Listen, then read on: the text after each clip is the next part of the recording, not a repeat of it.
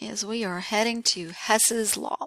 Hess's Law is probably my favorite thing. I love Hess's Law.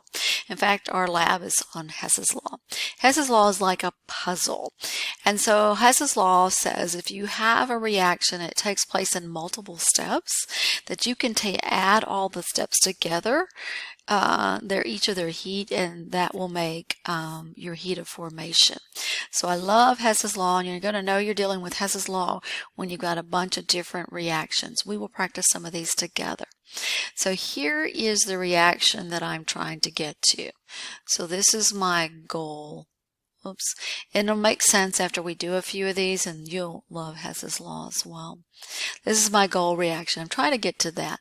But I've been given these three reactions that I need to move around so that I can somehow equal this reaction here.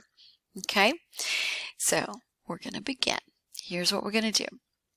We're going to look here, and we're going to look for H2. That's the first thing we're going to look for is H2.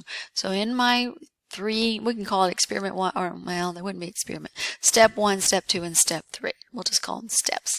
Okay, step 1, step 2, and step 3. Do you see H2? So H2, I'm seeing it in step 3, the third one there, right? You see it? Right there. So the first thing you would ask yourself, is it on the correct side of the equation? I need it to be on a reactant side.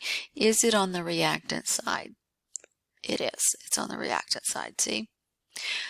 Then you want to make sure it has the correct coefficient. Mine needs to have a 2.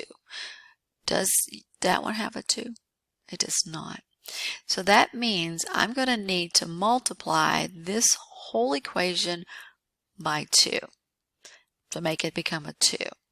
And when I do that, I need to multiply this times 2. Let me just do it that way.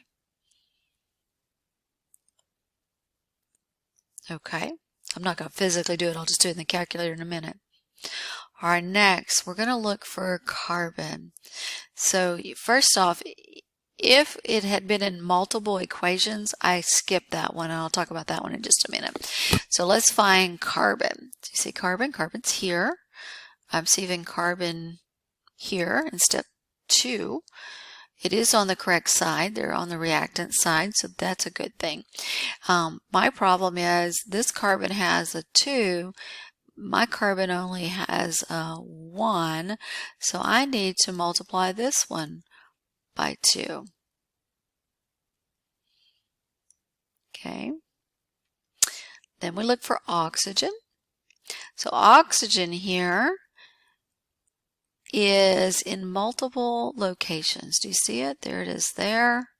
There it is there. There it is there. If it's in multiple locations, I don't worry about it. It's going to fix itself. I promise. It's going to fix itself. So if it's in more than one of these steps, ignore it and go on to the next thing.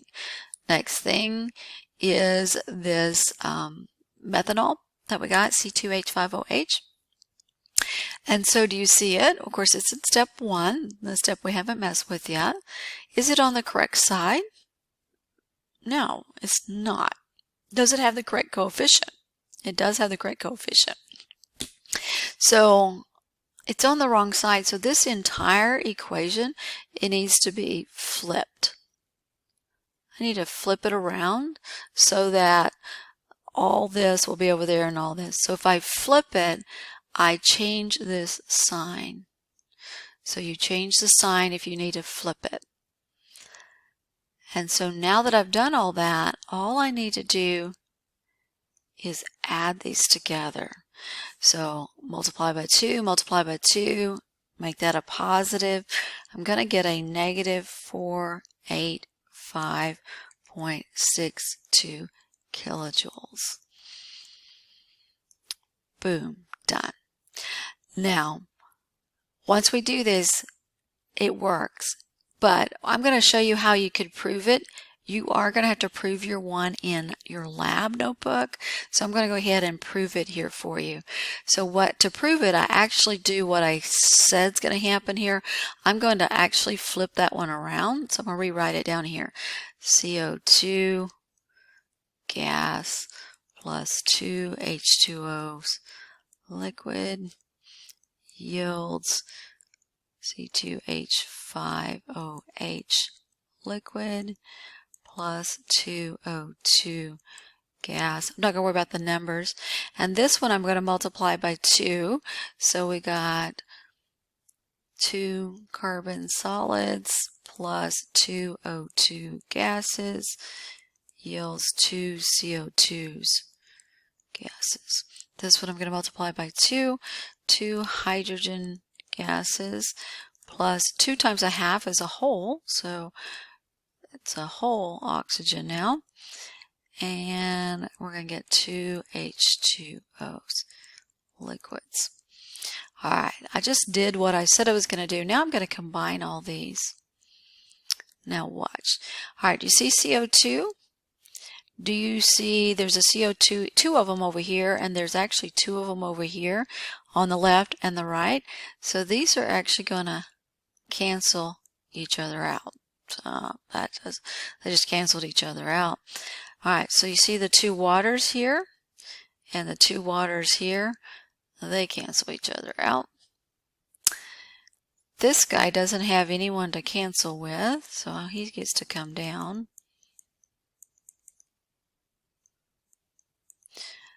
So I just brought him down. We got 2 oxygens, gas. There's 2 oxygens. There's actually 3 oxygens here, but 2 of these cancel out. So I'm going to be left with an extra oxygen here because there were 3 and that was only 2. And this doesn't have anything to cancel. And then that doesn't have anything to cancel. So I have 2 of those, 2 of those, 2 of those, yields, oops, and 1 oxygen. I did not mean to draw that line.